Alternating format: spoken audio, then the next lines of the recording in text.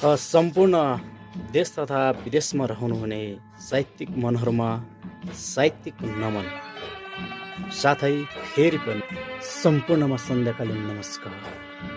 आज म एउटा मुक्तक लिएर उपस्थित भएको छु। कृपया कस्तो लाग्छ कमेन्ट गर्नुहोला।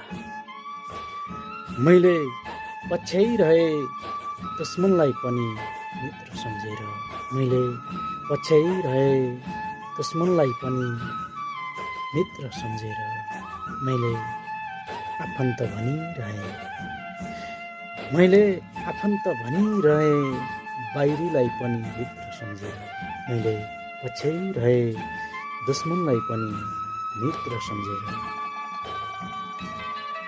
म हरपल असल मार्गको उद्घोष गरिरहन्थे, म हरपल असल मार्गको उद्घोष गरिरहन्थे।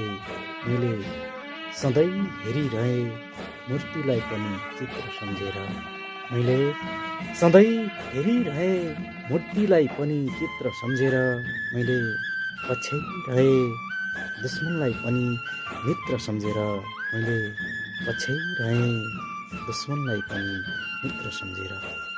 हवस् त, धन्यवाद, नमस्ते, शुभ पल, शुभ क्षण।